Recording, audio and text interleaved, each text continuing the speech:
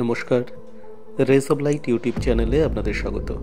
আজ শুনছেন সমরেশ মজুমদারের লেখা রহস্য উপন্যাস একমুখী রুদ্রাক্ষ। গল্প পাঠে আমি সুদীপ্ত। নিউ জলপাইগুড়ি স্টেশনে গিয়ে মাকে তুলে দিতে এসেছিল অর্জুন। অবশ্য মা একা নন, জলপাইগুড়ি শহরের আরও 7 জন পৌঢ়া মায়ের সঙ্গে আছেন। ওরা দার্জিলিং মেলে কলকাতায় পৌঁছেই দুন এক্সপ্রেস ধরে প্রথমে হরিদ্বার যাবেন। এই মহিলাদের সংগঠন তৈরি হওয়ার পর তারা আর কারো ওপর নির্ভর করবেন না বলে ঠিক করেছেন।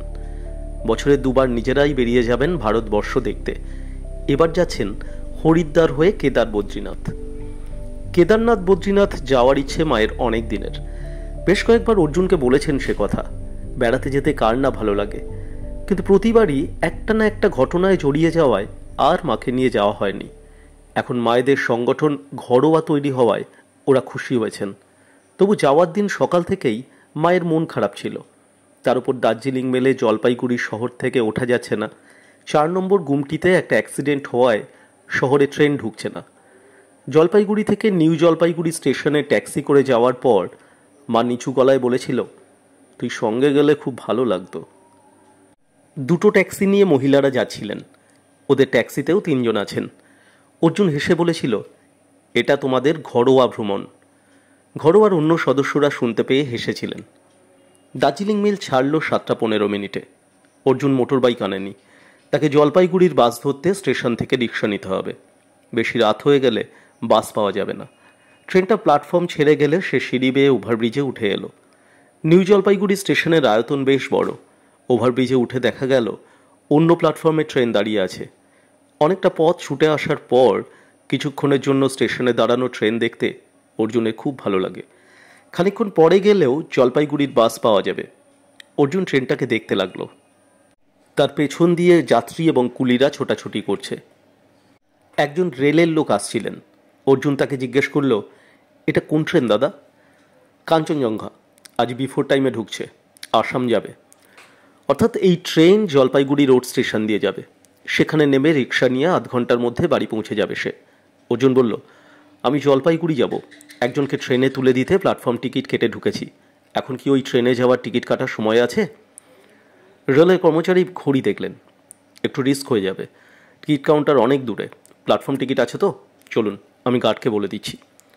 অর্জুনের বেশ মজা লাগছিল। তার ফেরার কথা শিলিগুড়ি থেকে ছাড়া বাসে। বাস স্টপও বেশ দূরে।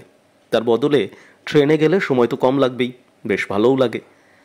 আমাদের দেশের সরকারি কর্মচারীদের কাজকর্ম নিয়ে অনেক সমালোচনা করা হয়, কিন্তু তাদের মধ্যে সত্যিকারের কাজের লোক যদি না থাকতেন তাহলে দেশটা অচল হয়ে যেত। এই ভদ্রলোক সেই শ্রেণীতে পড়েন। গার্ডের সঙ্গে কথা বলে টিকিটের ব্যবস্থা করে দিয়ে তিনি চলে গেলেন। অর্জুন একটি 2য় শ্রেণীর কামরায় জায়গা খোঁজার জন্য ট্রেনের পাশ দিয়ে হাঁটছিল।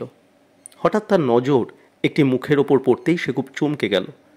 2য় শ্রেণীর স্লিপার কামরায় জানলার পাশে বসে আছেন অমল সোম। যদিও তার মুখে দাড়িগোফের জঙ্গল, তবু চিনতে অন্তত অর্জুনের অসুবিধা হওয়ার কথা নয়। পেছনে মাথা হেলিয়ে চোখ বন্ধ করে বসে থাকার জন্য তিনি অর্জুনকে দেখতে পেলেন না। একটু সরে এসে অর্জুন ভাবতে লাগলো, এ কি করে সম্ভব? অমল সোম জলপাইগুড়ির বাড়ি ছেড়ে চলে গিয়েছিলেন পাহাড়ে। সত্য সন্ধানে তার আগ্রহ চলে গিয়েছিল। তিনি সন্ন্যাসী হননি, কিন্তু নিজেকে জানার কারণে সংসার ত্যাগ করেছেন। মাঝে ফিরে এসেছিলেন কদিনের জন্য। ইচ্ছে হয়েছিল বলেই এসেছিলেন। তখন তাকে আটকাবার চেষ্টা করেছিল অর্জুন, পারেনি। অমল সোম না থাকলে অর্জুন কখনোই সত্য সন্ধানের কথা ভাবতে পারত না। এই মানুষটি প্রথম দিকে তাকে সহকারী হিসেবে সঙ্গে নিয়ে অনেক রহস্য সমাধান করেছেন। দিনের পর দিন ওর পাশে থেকে শিখেছে কি করে নিজেকে নির্লিপ্ত রেখে ধৈর্যের পরীক্ষা দিতে হয়। অমল সোম যখন উধাও হয়ে গেলেন তখন সেই প্রথম দিকটায় খুব অসুবিধা হতো অর্জুনের, কিন্তু সেটা কাটিয়ে উঠতে বেশি দেরি হয়নি। এই অমল সোমকে আসামগামী এক 2য় শ্রেণীর কামরায় বসে থাকতে দেখবে বলে কল্পনাও করতে পারেনি অর্জুন। তার ইচ্ছে হচ্ছিল এখনই মানুষটার সামনে দাঁড়িয়ে জিজ্ঞেস করে, আপনি কোথায় যাচ্ছেন? এতদিন কোথায় ছিলেন? বাড়িঘর ছেড়ে আর কতদিন এভাবে নিখোঁজ হয়ে থাকবেন? কিন্তু নিজেকে সংযত করল অর্জুন। এসব প্রশ্ন করলে অমল সোম নিশ্চয়ই বিরক্ত বোধ করবেন। এমন তো হতে পারে উনি জলপাইগুড়ি রোড স্টেশনে নেমে নিজের বাড়িতে ফিরে যাচ্ছেন। সেক্ষেত্রে স্টেশনেই তো সে দেখা করতে পারে। এই সময় ইঞ্জিন হুইসেল দিতেই যাত্রীরা দৌড়ে ট্রেনে উঠতে লাগলো। অর্জুন চটপট সামনের কামরার দরজা ধরল। ট্রেন চলতে শুরু করলেও ও দরজা থেকে সরল না। জলপাইগুড়ি রোডে পৌঁছানোর আগে অন্তত গোটা তিনেক স্টেশন পড়বে। অমল সোম তার কোনোটায় যে নামবেন না তার তো ঠিক নেই। তার উচিত ছিল অমল সোমের কামরায় উঠে খানিকটা দূরত্ব রেখে লক্ষ্য রাখা। এই সময় টিকিট শিকার এসে বললেন, ভাই দরজা বন্ধ করে দিন, এই লাইনে সন্ধ্যের পর প্রায়ই ডাকাতি হচ্ছে। দরজা বন্ধ করে অর্জুন জিজ্ঞেস করল, ডাকাতরা ধরা পড়ছে না? না, অন্তত আমি জানি না। ট্রেনে ডাকাতি হচ্ছে এই খবর অর্জুনও শুনেছিল। এখন চেকার সেই কথা বলতে আশেপাশের যাত্রীরা সেই আলোচনায় মত্ত হলেন। ডাকাতরা যাত্রী সেজে ওঠে, কে ডাকাত কে নয় বোঝা যায় না। এই যে ট্রেন চলছে, এই কামরায় ডাকাত থাকতে পারে, রিজার্ভেশন নেই এমন লোককে তাই কখনো উঠতে দেওয়া উচিত নয়, ইত্যাদি ইত্যাদি। অর্জুনের রিজার্ভেশন নেই, এত অল্প দূরত্বে যাওয়ার জন্য রিজার্ভেশন করার প্রয়োজন নেই বলেই গার্ড সাহেব বলেছেন। অর্জুন ঘড়ি দেখল, পরের স্টেশনে যখন কামরা বদল করবেই তখন এইসব কথা গায়ে না মাখাই ভালো। তাছাড়া কথাগুলো নেহাত মিথ্যে নয়। হঠাৎ চিৎকার চেঁচামেচি ভেসে এলো। ছুটন্ত ট্রেনের যাত্রীরা চিৎকার করছে আর সেটা ভেসে আসছে পাশের কামরা থেকেই। এবং তখনই গুলির আওয়াজ কানে এলো। বাইরে ঘুটঘুটে অন্ধকার। ট্রেন ধীরে ধীরে গতি কমিয়ে দাঁড়িয়ে গেলেই পাশের কামরা থেকে কয়েকজন লাফিয়ে নিচে নামল। অর্জুন দরজা খুলতে যাচ্ছিল, কিন্তু অন্য যাত্রীরা বাধা দিলেন, খুলবেন না, খুলবেন না, ডাকাতি হচ্ছে। দরজা খোলা দেখলে ডাকাতরা এখানে উঠে আসবে। কেউ চিৎকার করলো, আশ্চর্য, ট্রেন দাঁড়িয়ে গেল কেন? এরকম জায়গায় ট্রেন দাঁড় করিয়েছে কেন? রেলের পুলিশরা অন্য কামরা থেকে চলে এলো। তাদের চেষ্টায় মিনিট 20 বাদে ট্রেন ছাড়ল। পরের স্টেশনে ট্রেনটা থামা মাত্র দরজা খুলে নেমে পড়ল অর্জুন। ততক্ষণে পাশের কামরার ক্ষুব্ধ যাত্রীরা প্ল্যাটফর্মে নেমে বিক্ষোভ দেখাতে শুরু করেছেন। ডাকাতরা তাদের অনেককেই নিঃস্ব করে গেছে। এই কামরায় কোনো রেল পুলিশ ছিল না কেন? এক যাত্রী যদি তার অস্ত্র বের না করতেন তাহলে ডাকাতরা আরও ভয়ঙ্কর হয়ে যেত। স্টেশন মাস্টারকে এইসব অভিযোগের জবাব দিতে হবে, নইলে ট্রেন আটকে থাকবে। গোলমাল ক্রমেই বেড়ে যাচ্ছিল। কয়েকজন যাত্রীকে ডাকাতরা আহত করেছে, তাদের রেলের লোকরা নামিয়ে নিয়ে গেল শুশ্রূষার জন্য। অর্জুন আক্রান্ত কামরায় উঠে এলো। কামরাটা এখন প্রায় ফাঁকা। যারা বসে আছে তাদের মুখে এখনও আতঙ্কের ছাপ। কিন্তু অমল সোম নেই। যে জানলার পাশে তিনি বসেছিলেন সেই জায়গাটা শূন্য। অর্জুন কাছাকাছি একজনকে জিজ্ঞেস করল, আচ্ছা, এখানে একজন বয়স্ক ভদ্রলোক বসেছিলেন, মুখে দাড়ি গোঁফ, কোথায় গেলেন? লোকটি বলল, কোথায় গেলেন তা কি করে বলবো, তবে উনি না থাকলে আরও লোকের 12টা বাজত। ডাকাতগুলো ওর কাছে টাকা চাইতেই উনি রিভলভার বের করে উঁচিয়ে ধরতেই ওরা পিছু হটল। ট্রেন স্টেশনে এসে নামার পর ওই দরজা দিয়ে নেমে গেলেন। অর্জুন দ্রুত প্ল্যাটফর্মে নামল। স্টেশনটি অতি সাধারণ। প্ল্যাটফর্মের আলো তার সঙ্গে তাল মিলিয়ে জ্বলছে, যেন জ্বলতে হয় বলেই জ্বলা। এক জায়গায় বেশ কিছু লোক দঙ্গল বাঁকিয়ে বিক্ষোভ দেখাচ্ছে। বাকি ট্রেনের যাত্রীরা ঝালমুড়ি বা চা খেতে ব্যস্ত। অমল সোম যে এখন প্ল্যাটফর্মে নেই তা বুঝতে অসুবিধা হলো না অর্জুনের। ওর খুব আফসোস হচ্ছিল। কি দরকার ছিল নিউ জলপাইগুড়ি স্টেশনে দূর থেকে দেখে আড়ালে গিয়ে অনুসরণ করার? সোজা সামনে গিয়ে জিজ্ঞাসা করতে পারত, অমলদা আপনি?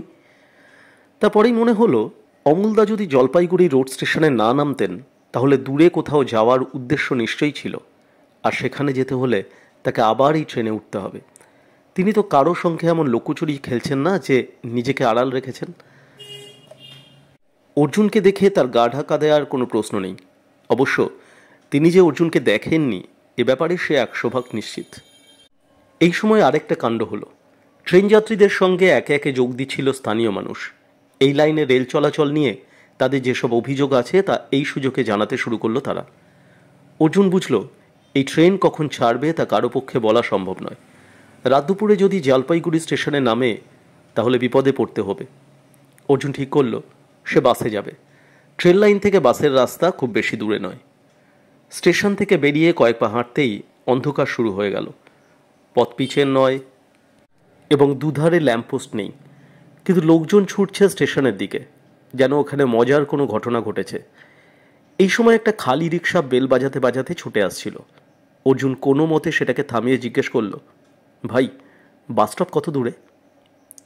অনেক দূরে, হেঁটে গেলে ভোর হয়ে যাবে। লোকটা খ্যাক খ্যাক করে হাসলো। পৌঁছে দিতে কত ভাড়া নেবে? 10 টাকা, তার নিচে গেলে পোষাবে না, পেঁয়াজের দাম আবার বাড়ছে। পেঁয়াজের দাম বাড়লে রিকশার ভাড়া কেন বাড়বে এ প্রশ্ন করা অবান্তর। কোনো আপত্তি না করে রাজি হয়ে গেল অর্জুন। রিকশা ঘুরিয়ে রিকশাওয়ালা বলল, ভগবানের লীলা বোঝা দায়। সারাদিন রিকশা নিয়ে বসেছিলাম, 10টা টাকাও রোজগার হয়নি, অথচ যেই ট্রেন বন্ধ হলো পর পর প্যাসেঞ্জার পেয়ে গেলাম, 10, 10, 20। তুমি আমার আগেও এখান থেকে প্যাসেঞ্জার নিয়ে গেছো? হ্যাঁ, এক বাবুকে ছেড়ে দিয়ে এলাম এই মাত্র। অর্জুনের খটকা লাগলো। ভদ্রলোকের কি দাড়ি ছিল? না তো, মাথার টাক একেবারে গলায় নেমে গেছে। বর্ণনা শুনে হাসি পেল অর্জুনের। যা হোক, অমল সোম তাহলে রিক্সা নিয়ে বাসস্টপের দিকে যাননি। রাস্তাটা ফুরুত করে ফুরিয়ে গেল। বড় রাস্তার পাশে গোটা পাঁচেক দোকানে টিমটিম আলো জ্বলছে। কয়েকটা পুলিশের গাড়ি হেডলাইট জ্বালিয়ে স্টেশনের দিকে ছুটে গেল। ভাড়া মিটিয়ে দিতেই রিক্সাওয়ালা ছুটল স্টেশনের দিকে। দুটো বাস রেষারেষি করতে করতে শিলিগুড়ির দিকে চলে গেল। জলপাইগুড়ির দিকে যাওয়ার বাসের কোনো চিহ্ন নাই। এখন রাত 8:30। অর্জুন দোকানগুলোর সামনে পৌঁছে একজনকে জিজ্ঞেস করল, জলপাইগুড়ি যাওয়ার বাস কোথায় দাঁড়ায় দাদা? এখানেই। এখন বাস আসবে তো? কটা চান? 10:30 পর্যন্ত এসেই যাবে। ওপাশে একটা চায়ের দোকান, একটু চা খেলে মন্দ হয় না। বেঞ্চিতে বসে এক গ্লাস চায়ের অর্ডার দিল অর্জুন। আজকের রাতের খাবার মা তৈরি করে দিয়ে গেছেন, কাল থেকে কাজের লোকের ওপর নির্ভর করতে হবে। চোখ বন্ধ করে চায়ের গ্লাসে চুমুক দিতে দিতে অর্জুন ভাবছিল এই সুযোগে রান্না নিয়ে এক্সপেরিমেন্ট করলে কেমন হয়। এত রাতে শুধু চা খাচ্ছ কেন? সঙ্গে কিছু নিলে পারতে। গলা শুনে চমকে মুখ তুলে তাকাতেই অর্জুন অমল সোমকে দেখতে পেল। সে তরাক করে উঠে দাঁড়িয়ে প্রায় চিৎকার করে উঠল, অমলদা! নিউ জলপাইগুড়ি স্টেশনে কি করছিলে? মাকে দার্জিলিং মেলে তুলতে গিয়েছিলাম। আপনি আমাকে দেখেছিলেন? পাশের কামরায় লাফ দিয়ে উঠতে দেখলাম বলে মনে হয়েছিল। তারপর তোমাদের খবর কি? সবাই ভালো আছো তো? অমল সোম দাঁড়িয়েছিলেন। হ্যাঁ, আপনি কি জলপাইগুড়িতে যাচ্ছেন? সেরকমই ইচ্ছে ছিল। কথা শোনার পর অর্জুনের আর চা খাওয়ার ইচ্ছা হলো না। চায়ের দাম মিটিয়ে দিয়ে অমল সোমের সঙ্গে বাইরে এসে দাঁড়ালো। অমল সোম জিজ্ঞেস করলেন, তুমি তো বাড়ি ফিরে যাচ্ছ। আপনি? আমি এই কাছেই একটি ছেলের বাড়ি, ভাবছি তার সঙ্গে দেখা করব। কে? আমি চিনি? তুমি চিনবে কি করে? রেলে যারা ডাকাতি করে তাদের সঙ্গে তো তোমার সম্পর্ক থাকার কথা নয়। অমল সোম হাসলেন। রেল ডাকাত? হ্যাঁ, একটু আগে যারা আমাদের কামরায় ডাকাতি করেছিল তাদের মধ্যে সে ছিল। মুশকিল হলো ওরা যেখানে ট্রেন থেকে নেমে পালিয়েছে সেই জায়গাটা এখান থেকে অন্তত মাইল 5 দূরে। পালিয়ে বাস রাস্তার পৌঁছে যদি সরাসরি বাড়িতে ফিরে আসে তাহলেও এতক্ষণে পৌঁছেছে বলে মনে হয় না। অর্জুন অবাক হয়ে গেল। অমল সোম এমন গলায় বললেন যেন কোনো প্রিয়জনের সম্পর্কে কথা বলছেন। সে জিজ্ঞেস করল, ওই ডাকাতের বাড়িটা আপনি চেনেন? না, চিনি না, তবে চিনে নিতে পারবো। তাহলে তো পুলিশকে খবর দিলেই হয়। আগে দেখি আমার ধারণাটা সঠিক কিনা। আচ্ছা অমলদা, আমি আপনার সঙ্গে যেতে চাই। যাবে? বেশ তো, চলো। আমার আজকাল বেশিক্ষণ কথা বলতে ভালো লাগে না, তোমার অসুবিধা হতে পারে। অমল সোম হাঁটতে শুরু করলেন। এতক্ষণে অর্জুন লক্ষ্য করল একটা বড় চামড়ায় মোড়া ছাড়া অমল সোমের সঙ্গে কোনো জিনিসপত্র নেই। উনি কোথায় ছিলেন, কদিনের জন্য আসছেন তা জিজ্ঞেস করার ইচ্ছে হলেও নির্লিপ্ত হয়ে হাঁটতে লাগলো। আধা অন্ধকারে দুজন আসছিল। অমল সোম তাদের জিজ্ঞেস করলেন, আচ্ছা মণ্ডলপাড়া কত দূরে? আধা অন্ধকারে দুজন আসছিল। অমল সোম তাদের জিজ্ঞেস করলেন, আচ্ছা মণ্ডলপাড়া কত দূরে? একজন জবাব দিল, এই তো ওপাশটা মণ্ডলপাড়া। কার বাড়ি যাবেন? নামটা একটু গোলমাল হচ্ছে, শিবু, মহাদেব বা শিবনাথ। এই নামে তো মণ্ডলপাড়ায় কেউ নেই। কি করে? সবাই জানে সে বেকার, কিন্তু ইদানিং রেলে ডাকাতি করছে। সে কি, কি বলছেন আপনি? হ্যাঁ ভাই, সেই জন্যই তো দেখা করতে চাইছি। আপনি কি পুলিশ? দূর, আমাকে দেখে তো তা মনে হওয়ার কথা নয়। তাকে দেখতে কেমন বলতে পারো? নিশ্চয়ই। লম্বা, রোগা, কোকড়া চুল, তবে মনে হয় একটু সাহসী নয়, উল্টে ভীতুই বলা যায়। এরকম একজনকে চিনি, চলুন তো। দুজন আগে যাচ্ছিল, ওরা পেছনে। অর্জুন না জিজ্ঞেস করে পারেনি, অমলদা, ডাকাতরা তো অনেক ছিল, এই ছেলেটিকে কি করে আপনি ঠাউর করলেন? কোনো কৃতিত্ব নেই আমার। ডাকাতি করার আগে ওরা যাত্রী সেজে ছড়িয়ে ছিটিয়ে কামরায় বসেছিল। এই ছোকরা আর তার সঙ্গী বসেছিল আমার পাশে। সঙ্গী সিনেমার গল্প করলেও ওর তাতে মন ছিল না। হঠাৎ বলল, মণ্ডল পাড়ার অনেক আগে নামতে হবে। সঙ্গীটি বলল, তুই খুব ঘাবড়ে আছিস ভোলানাথ। ছেলেটি প্রতিবাদ করল, এই, আমার নাম ভোলানাথ নয়। সঙ্গী বলেছিল, তুই একটা গাধা। আসল নাম ডাকতে নিষেধ করেছে বস, মনে নেই? তারপর ডাকাতি আরম্ভ হতেই ওরা স্বরূপ ধরল। কিন্তু এই ছেলেটি এত নার্ভাস ছিল, আমার দিকে ছুরি উঁচিয়েও ঠিকমতো ধরে রাখতে পারছিল না। যাকে এখানকার স্টেশনে নেমে জিজ্ঞেস করতেই জানতে পারলাম মণ্ডলপাড়া বেশি দূরে নয়। ভাবলাম ছেলেটার খোঁজ নিয়ে যাই। অমল সোম যখন এইসব কথা বলছিলেন তখন ওরা একটা গ্রামের মধ্যে ঢুকে পড়েছে। একটা মুদির দোকানের সামনে দাঁড়িয়ে পথপ্রদর্শক দুজন কয়েকটা কথা বলে ঘুরে দাঁড়ালো। না, ওই নামে কেউ এখানে থাকে না, তবে যে চেহারা বলছেন তার সঙ্গে একজনের মিল আছে। কি নাম তার? অমল সোম জিজ্ঞেস করলেন। বিশ্বনাথ মণ্ডল, বৈদ্যনাথ মণ্ডলের ছেলে। অমল সোম হাসলেন। বাহ, ওটাও তো ভোলানাথের নাম। তা বৈদ্যনাথবাবুর বাড়িটা একটু দেখিয়ে দেবেন? দুজনে নিজেদের মধ্যে পরামর্শ করে জানালো তারা ওই বাড়িতে যাবে না। বৈদ্যনাথ লোক সুবিধের নয়। সত্যি যদি গোলমেলে ব্যাপার থাকে তাহলে ওরা জড়াতে চায় না। এখান থেকে সোজা এগিয়ে গেলে বাদিকে একটা বটগাছ পড়বে, তার গায়ের বাড়িটা ওদের। লোক দুটো চলে গেল না, মুদির দোকানের বেঞ্চিতে বসে পড়ল। অথচ ওরা নিশ্চয়ই একটু আগে কোনো কাজে বাস রাস্তা ধরে হাঁটছিল। বটগাছের পাশের বাড়িটায় আলো জ্বলছিল। যদিও এই গ্রামে ইলেকট্রিক এসে গেছে, তবু তার আলোয় তেজ নেই। বৈদ্যনাথবাবুর বাইরের ঘরের দরজা খোলা। সেখানে পৌঁছে দেখা গেল একজন বছর 60-এর মানুষ মাটিতে মাদুর পেতে শুয়ে আছেন। অমল সোম ডাকলেন, বৈদ্যনাথবাবু আছেন? কে কে? ধর্মড়িয়ে উঠে বসলেন বৃদ্ধ। তার পরনে লুঙ্গি, ঊর্ধ্বাঙ্গ অনাবৃত। পাশে রাখা চশমা তুলে নাকের ওপর বসালেন। আপনি আমাদের চিনবেন না। শহরের লোক বলে মনে হচ্ছে। আমি এখন শহরের নই। এর নাম অর্জুন, জলপাইগুড়িতে থাকে। আমি অনেক দূর থেকে আসছি। তা কি করতে পারি? অনেকটা হেঁটে এসেছি। একটু বসতে বলবেন না? উদ্দেশ্য কি তা না জানলে বুঝতেই পারছেন, যে খারাপ দিনকাল হয়ে গেছে। তা আসুন, মাদুরে বসুন। জুতো খুলে অমল সোমকে অনুসরণ করলো অর্জুন। জুতো করে বসে অমল সোম বসলেন। আপনি তো এই গ্রামের সম্মানীয় ব্যক্তি। ছিলাম, এখন পঞ্চায়েত নির্বাচনে হেরে গিয়ে একঘরে হয়ে আছি। জাল ভোট দিয়ে হারিয়ে দিল ওরা। এর আগের বার পঞ্চায়েতের সুবাদে কিছু করতে পেরেছিলাম বলে এই বুড়ো বয়সে কিছু খেতে পারছি। যাকে উদ্দেশ্যটা বললেন না? আপনার ছেলের নাম বিশ্বনাথ?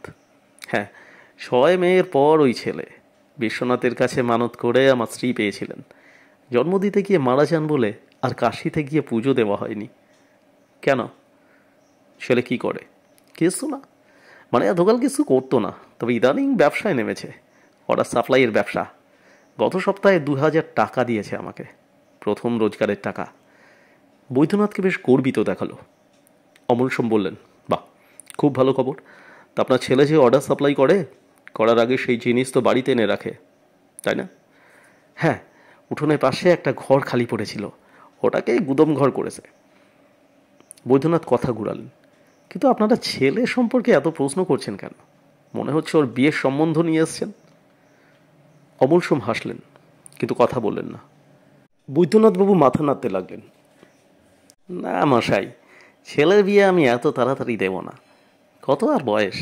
আগে ব্যবসায় ভালো করে দাঁড়াক, আমাকে মাসে অন্তত 7-8 হাজার টাকা রেগুলার দিক, তারপর ভাবা যাবে। অমল সোম বললেন, সে তো ঠিক কথা। ছেলে বাড়িতে আছে? না, শিলিগুড়ি থেকে বাড়ি ফেরে শেষ বাস ধরে। তাহলে তো অনেক রাত হবে, অতক্ষণ অপেক্ষা করা যাবে না। আপনি ওকে বলবেন আগামীকাল সকালে আমার সঙ্গে দেখা করতে। জলপাইগুড়ির হাকিমপাড়ায় গিয়ে অমল সোমের নাম বললে যে কেউ বাড়িটা দেখিয়ে দেবে। অমল সোম উঠে দাঁড়াতে অর্জুন উঠল। বৈদ্যনাথবাবু বসে বসেই জিজ্ঞেস করলেন, কেন? আপনার বাড়িতে যাবে কেন? আপনি কে জানি না, হুকুম করলেই সে আপনার বাড়িতে চলে যাবে? সে না গেলে পুলিশ সেখানে আসবে। শুধু তাকে নয়, আপনাকেও ধরে নিয়ে যাবে। বেশ কয়েক বছর হাজতে থাকতে হবে আপনাদের। বৈদ্যনাথবাবু উঠে দাঁড়ালেন। আপনি আমাকে ভয় দেখাচ্ছেন? বাড়ি বয়ে এসে পুলিশের ভয় দেখাচ্ছেন? অমল সোম বললেন, ভয় দেখাচ্ছি কিনা সেটা ছেলের সঙ্গে কথা বললেই বুঝতে পারবেন। শ্রীমান ভোলানাথ আজ সন্ধেবেলায় ট্রেনে যা করেছেন তা ওর মুখ থেকে শুনতে এসেছিলাম, তো আপনিও শুনে নেবেন। আমার ছেলের নাম বিশ্বনাথ, ভোলানাথ নয়। ওই একই হলো। ওর সঙ্গীরা ওকে ভোলানাথ বলে ডাকে, জেনে নেবেন। কথাগুলো বলে অমল সোম বেরিয়ে এলেন। বৈদ্যনাথবাবুর গলা দিয়ে কোনো শব্দ বের হচ্ছিল না। পাশাপাশি হাঁটতে হাঁটতে অর্জুন জিজ্ঞেস করল, আপনি যখন এত নিশ্চিত, তখন ছেলেটাকে পুলিশে না ধরিয়ে দিয়ে এইভাবে চলে এলেন কেন? অমল সোম বললেন, প্রথম কথা, এখানে আসার আগে আমি সম্পূর্ণ নিশ্চিত ছিলাম না। দ্বিতীয় কথা, আমি পুলিশকে বললে পুলিশ নিশ্চয়ই ওকে ধরত, কিন্তু প্রমাণ করতে পারত না। আমি ছাড়া আর কেউ সাক্ষী হিসাবে এগিয়ে আসবে বলে মনে হয় না। ওই কামরায় যারা ছিল তারা আজ রাতের পর যে যার জায়গায় চলে যাবে। পুলিশ তাদের হদিশ পাবে না। শুধু একজনের সাক্ষ্যের ওপর নির্ভর করে বিচারক তো রায় দেবেন বলে মনে হয় না। তৃতীয়ত, ডাকাতির সময় এই ছেলেটি তার সঙ্গীদের বারংবার মনে করিয়ে দিচ্ছিল যেন কারো ওপর অত্যাচার না করা হয়। এটা থেকে মনে হয়েছে ছেলেটা এখনও এই লাইনে দক্ষ হয়ে ওঠেনি। আমার হাতে রিভলভার দেখা মাত্র চুপচাপ চলে গেছে দরজার কাছে। আপনার মনে হচ্ছে ছেলেটা কাল সকালে দেখা করবে? দুটো ঘটনা যে কোনো একটা ঘটতে পারে।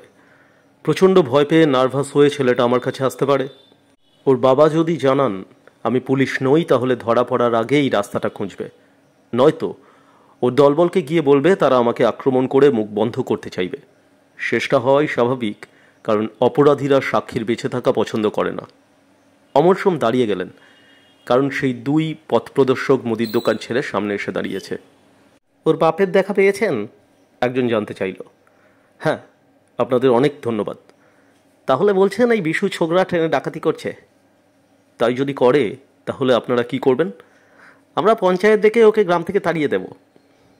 তখনও আরও বড় ডাকাতি করবে, তাই না? হয়তো সঙ্গীদের নিয়ে আপনাদের উপর বদলা নেবে। অবশ্য যা করা তা আপনারা নিশ্চয়ই করতে পারেন। নমস্কার। অমল সোম আবার হাঁটতে শুরু করলেন। বাস রাস্তার এসে অর্জুন জিজ্ঞেস করল, আপনি কি জলপাইগুড়ি থানার ব্যাপারটা জানিয়ে রাখবেন? না না, কয়েকটা দিনের জন্য এসেছি, ঝামেলা বাড়ানোর কি দরকার? দেখো, আমি ইচ্ছে করেই ওর বাবাকে বলিনি ছেলে কি করছে, কিন্তু ওই দুজনকে বলেছি। কাল সকাল হওয়ার আগেই পুরো গ্রামের মানুষ জেনে যাবে বিশ্বনাথ ব্যাংক ডাকাতি করে। ওর বাবার ওপর যাদের রাগ আছে তারা খবরটা বেশি করে ছড়াবে। এই চাপটা বিশ্বনাথের পক্ষে সহ্য করা সম্ভব নয়। ও অথবা ওরা আসবেই। একটা বাস পাওয়া গেল। ওরা যখন জলপাইগুড়ির কদমতলায় বাস থেকে নামলো তখন রাত প্রায় 11টা। অর্জুন বলল, অমলদা, অনেক রাত হয়ে গেছে, রাতটা আমাদের বাড়িতে থেকে যান। তোমাদের বাড়ি খালি পড়ে আছে তাই না? বেশ, চলো। এত রাতে শ্রীমান হাবুকে জাগিয়ে খাবার তৈরি করতে বলা অন্যায় হবে। তোমার ওখানে সে ব্যবস্থা আছে তো? মা যাওয়ার আগে অনেকটা তৈরি করে গেছেন, কোনো সমস্যা হবে না। অমল সোম এই প্রথমবার অর্জুনের বাড়িতে রাত্রিবাস করলেন। অর্জুনের খুব ভালো লাগছিল। খাওয়া দাওয়ার পর অমল সোম বললেন, তুমি ইচ্ছে হলে শুয়ে পড়তে পারো, আমি একটু জেগে থাকবো। আপনি কি দেরি করে ঘুমান? হ্যাঁ, 1টা থেকে 5টা। অসুবিধা হয় না? সব কিছু অভ্যেসের উপর নির্ভর করে। শেষ পর্যন্ত অর্জুন প্রশ্নটা করে ফেলল, অমলদা, আপনি এই জীবনযাপন করছেন কেন? আপনার কি স্বাভাবিক জীবন সম্পর্কে কোনো আগ্রহ নেই? স্বাভাবিক জীবন বলতে কি ধরাবাঁধা সাংসারিক জীবন বোঝাচ্ছ? হ্যাঁ, ব্যাপারটা সেরকমই দাঁড়িয়ে যায়।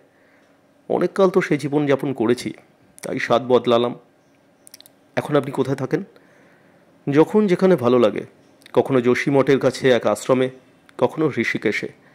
আসল নকল সাধুদের সঙ্গ বেশ উপভোগ করি। তবে কিছু উপকারও হয়েছে। এখন আমি মনঃসংযোগ করতে পারি, আগে পারতেন না। আমি সেই মনঃসংযোগের কথা বলছি যা শরীরকে নিয়ন্ত্রণ করতে পারে। আমার ক্ষমতা অবশ্য খুবই সামান্য, কিন্তু হিমালয়ে অনেক সাধু আছেন যাদের ক্ষমতা দেখলে বিজ্ঞান বিচলিত হয়ে যাবে। অমল সোম হাসলেন। এবার শুয়ে পড়ো, যাওয়ার সময় দরজাটা ভেজিয়ে দিয়ে যাও। সকালবেলায় ওরা হাঁটতে হাঁটতে চলে এলো হাকিমপাড়ায়। অমল সোমকে প্রায়ই থামতে হচ্ছিল, কারণ পথচারীদের কেউ কেউ তাকে দেখে অবাক হয়ে নানান প্রশ্ন করছিলেন। বাড়ির সামনে পৌঁছে অমল সোম বললেন, হাবু তোমার সঙ্গে দেখছি নিয়মিত দেখা করে। এরকম মানুষ পাওয়া ভাগ্যের ব্যাপার, কিন্তু ভাবছি এবার বাড়িটাকে বিক্রি করে দেব। আমার পরে তো এখানে কেউ বাস করার নেই। ওই হাবুটার জন্যই যদি একটা আশ্রম টাশ্রমের ব্যবস্থা করতে পারি। আপনার কেন মনে হচ্ছে হাবু আমার সঙ্গে যোগাযোগ রেখেছে? বাগানটা এখনও আগের মতো পরিষ্কার। হাবু যত্ন করছে। শুধু যত্নে তো হয় না, টাকাও দরকার।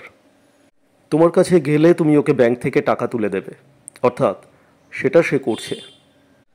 গেট খুলে ভেতরে ঢুকে অমল সোম বেশ জোরেই ডাকলেন, হাবু, কিন্তু কোনো সাড়া এলো না।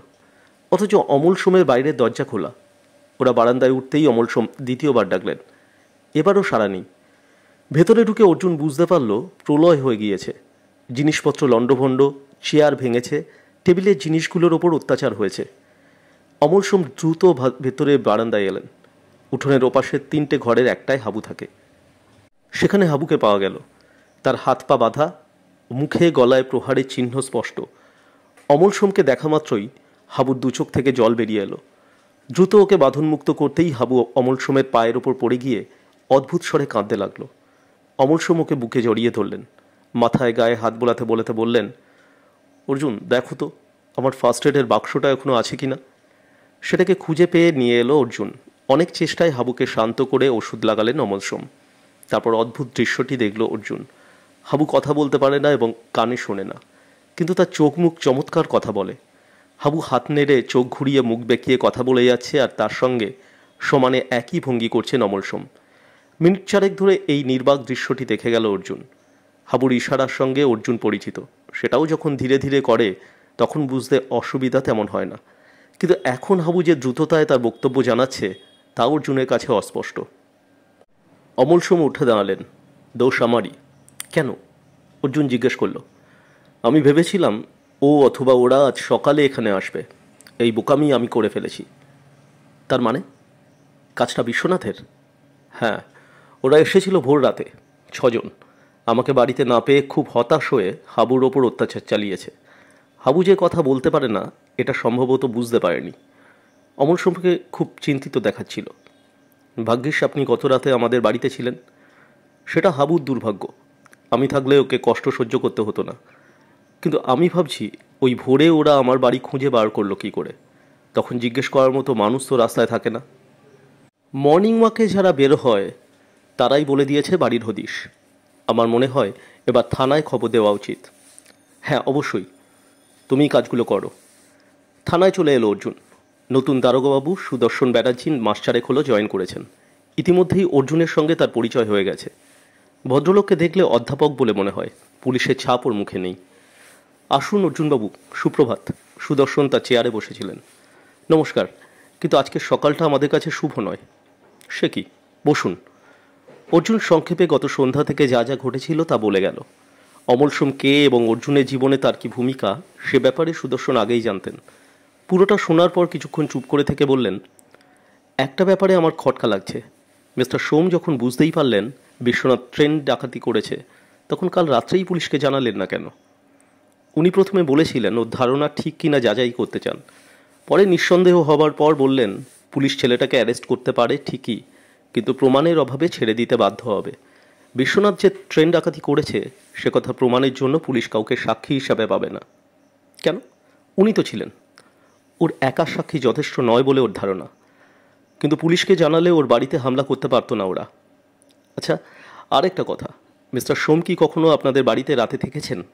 না, ওর বাড়িতে অত রাতে খাওয়ার অসুবিধা হবে বলে আমি ওকে অনুরোধ করলে উনি শেষ পর্যন্ত রাজি হয়ে যান।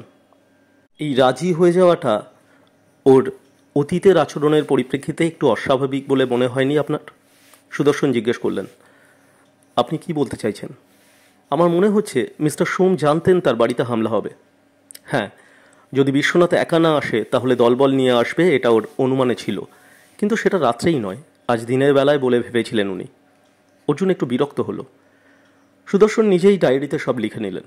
তারপর বললেন, চলুন এই সুযোগে মিস্টার সোমের সঙ্গে কথা বলে আসি। অর্জুন আপত্তি করল না। যদি ভদ্রলোক সাধারণ গল্প করতেও যান তাহলেও এটা ওর তদন্তের মধ্যেই পড়বে, যদিও অমল সোম সেটা পছন্দ করবেন না। মিনিট 10 কথাবার্তার পর সুদর্শন অমল সোমকে প্রস্তাব দিলেন, মণ্ডলপাড়া যদিও জলপাইগুড়ি সদর থানার জুরিসডিকশনের নয়, তবু এসপি সাহেবকে বলে আমি অনুমতি আনিয়ে দিতে পারি। আপনি কি আমাদের সঙ্গে সেখানে যাবেন? অমল সোম নির্লিপ্ত গলায় জিজ্ঞেস করলেন, কেন? প্রথমে এই বিশ্বনাথকে অ্যারেস্ট করব, তারপর ওর দলটাকে। কি কারণে? সে কি, প্রথম কথা ওরা ট্রেন ডাকাত। দ্বিতীয়ত আপনার বাড়িতে এসে ভাঙচুর করেছে, আপনার কাজের লোককে মেরেছে। ওরা যে ট্রেন ডাকাত তার প্রমাণ কোথায়? কিছু মনে করবেন না, আমি পুরনো পুলিশদের মতো অত্যাচারে বিশ্বাসী নই, কিন্তু তেমন হলে দেখেছি মারধর করলে কাজ দেয়। পিঠে পড়লে বিশ্বনাথ পেটে কথা চেপে রাখতে পারবে না। আর ও যে এ বাড়িতে এসে হামলা করেছে তা আপনার কাজের লোকই বলতে পারবে। আপনি ভুলে যাচ্ছেন, হাবু কথা বলতে পারে না। ঠিক আছে, দেখে তো চিনতে পারবে, ও আইডেন্টিফাই করলেই হয়ে যাবে। সেটাও ওর পক্ষে করা অসম্ভব। কেন? সুদর্শন অবাক হয়ে গেলেন। কারণ ওরা সবাই মুখে কালো কাপড় বেঁধে এসেছিল। হাবু ওদের মুখ দেখতে পায়নি। অমল সোম চোখ বন্ধ করলেন। ও মিস্টার সোম, আপনি অভিজ্ঞ মানুষ, কিন্তু কিছু মনে করবেন না, আপনার কথাবার্তায় আমি কোনো উৎসাহ পাচ্ছি না। দলটাকে ধরার কোনো চেষ্টাই আপনি করছেন না। সুদর্শন বলতে বাধ্য হলেন, আমি আইন রক্ষক নেই যে কাউকে ধরার ক্ষমতা পাবো। আপনি আমার সঙ্গে যেতে বলেছিলেন বলে আমি আপনার ধারণা আপনাকে জানিয়েছিলাম। আপনার থানায় ডায়েরি করা হয়েছে। আইন রক্ষক হিসাবে আপনি যা ভালো হয় তাই করুন। ওরা যা করছে তার জন্য কড়া শাস্তি হওয়া দরকার। দেখবেন সেটা যেন হয়। আইনের ফাঁক গলে অল্প দিনের মধ্যে বেরিয়ে এলে ওরা আরও ডেসপারেট হয়ে যাবে। তাতে সাধারণ মানুষই ক্ষতিগ্রস্ত হবে। এরপর সুদর্শন বিদায় নিলেন। অর্জুন যখন তাকে গেটের বাইরে রাখা জিপের কাছে এগিয়ে দিল, তখন তিনি নিচু গলায় বললেন, এত নিরুত্তাপ মানুষ আমি কখনো দেখিনি, বরফে চেয়ে ঠান্ডা। অর্জুনেরও অনেকটা সেই রকম মনে হচ্ছিল। এবার যেন অমল সোম একদম বদলে গিয়েছেন। ওর কথাবার্তা, অ্যাটিটিউডের সঙ্গে আগের অমল সোমের কোনো মিল নেই। সে ফিরে এসে দেখল অমল সোম আবার চোখ বন্ধ করে বসে আছেন। তার হাতের আঙুলগুলো শুধু নড়ছে। এই সময় হাবু চা নিয়ে এলো। 3 কাপ চা। অর্থাৎ দারোগাবাবু যে চলে গেছেন সেটা সে বুঝতে পারেনি। আগে হাবুর এরকম ভুল কখনো হতো না। এখন চুল পেকেছে, একটু থপথপে হয়েছে। যে হাবুর শরীরে হাতির শক্তি ছিল, সে পড়ে পড়ে মার খেয়েছে ভাবতে অসুবিধা হয়। অমল সোম চুপচাপ চা খেলেন। হাবু দাঁড়িয়েছিল একটু দূরে। তাকে জিজ্ঞেস করলেন, দুপুরে খাবো কি? বাজার আছে? হাবু শুনতে পায় না, কিন্তু অমল সোমের ঠোঁট নাড়া দেখে বুঝতে পারে। আঙুল নেড়ে জিজ্ঞেস করল, কি খাবেন তিনি? পেঁপে সেদ্ধ মাঝারি সাইজের, শশা আর দুধ। হাবু ঘাড় নেড়ে চলে যেতে অর্জুন জিজ্ঞেস করল, আপনি কি ওখানেই খান? হ্যাঁ, রাতের রুটি আর সবজি যদি পাওয়া যায়। গত রাতে তোমার বাড়িতে অনেক দিন পর অনিয়ম করেছি। পেঁপেটা নিয়মিত খাওয়া উচিত, ওর অনেক গুণ। অমল সোম এমনভাবে কথা বলছিলেন যে বিশ্বনাথ সংক্রান্ত সমস্যার কথা তিনি যেন ভুলে গেছেন। সে বলল, বিশ্বনাথের ব্যাপারে কি করব? হাবুকে মেরে গেল ওরা, ছেড়ে দেবেন? অমল সোম উঠলেন। ব্যাগ থেকে কিছু জিনিস বার করে টেবিলে রাখতে রাখতে বললেন, পুলিশ তো জেনে গেল, ব্যবস্থা নেওয়ার দায়িত্ব ওদের। আমি তো মণ্ডলপাড়ায় গিয়ে বদলা নিতে পারি না, সেটা তো আইনসম্মত নয়। কিন্তু ওকে ধরে পুলিশের হাতে তুলে দেব কেন? পুলিশ কি ঠুটো জগন্নাথ? অন্য কেউ তাদের হয়ে কাজ না করে দিলে তারা কাজটা করতে পারে না? কথা বলতে বলতে অমল সোম জামা খুললেন। গত রাতে ওকে খোলা গায়ে দেখেনি অর্জুন। আজ দেখে অবাক হলো। অমল সোমের গলায় 2টো মালা, একটা পাথরের, অন্যটা সম্ভবত রুদ্রাক্ষ। এর আগে কখনো মানুষটাকে ওসব পড়তে দেখেনি সে, তাই জিজ্ঞেস না করে পারল না, মালাগুলো কেন পড়েছেন? এগুলো শরীর এবং মনের খুব উপকার করে। গলা থেকে রুদ্রাক্ষের মালাটা খুলে এগিয়ে ধরলেন। এগুলো একমুখী রুদ্রাক্ষ, সচরাচর পাওয়া যায় না। আবার যা পাওয়া যায় তার সঙ্গে এর বেশ পার্থক্য আছে। তুমি কোথাও এই জিনিস কিনতে পারবে না। অলকানন্দা জলে স্নান করতে গিয়ে এটাকে পেয়েছিলাম। অনেক সাধু এটাকে চেয়েছিলেন, আর চেয়েছিলেন বলেই আমি দিইনি। যারা সাধু তারা কেন চাইবেন? তাদের তো সব দিয়ে দেওয়ার কথা। তুমি ইচ্ছে করলে পড়তে পারো, অমল সোম বললেন। আমি পড়ে কি করব? অর্জুন মৃদু আপত্তি জানালো। Nothing, just feel the difference. অর্জুনের হাতে মালাটা দিয়ে অমল সোম বললেন, স্নান টান করে পড়ো, আর স্কিনের সঙ্গে যেন লেগে থাকে। রুদ্রাক্ষের মালাটাকে পকেটে ঢোকালো অর্জুন। এখন অমল সোম স্নান করে পুজোয় বসবেন। সেটা চলবে অনেকটা সময় ধরে। অতএব এখানে অপেক্ষা করার কোনো মানে হয় না। গলিতে ঢোকার মুখে বুড়িদির সঙ্গে দেখা। বুড়িদি তাদের বাড়ির জানলায় দাঁড়িয়েছিল। বুড়িদি জিজ্ঞেস করল, হ্যাঁ রে, তোর মা এখন নেই বলে কোনো অসুবিধা হচ্ছে না তো? হলে বলবি। থ্যাংক ইউ বুড়িদি। বলতে বলতে অর্জুন লক্ষ্য করল বুড়িদির মুখে সেই আগের মতো কালচে ছোপ জমেছে। একসময় এটা এত ঘন হয়ে গিয়েছিল যে ঘরের বাইরে বেরোতো না বুড়িদি। খুঁটিমারি জঙ্গল থেকে একটা শেকড় নিয়ে এসে সে বুড়িদিকে দিয়েছিল। সেটা ঘষে দাগটা সম্পূর্ণ চলে গিয়েছিল। কথাটা সে তুলল। বুড়িদি বলল, দেখ না, আবার ওরকম হচ্ছে।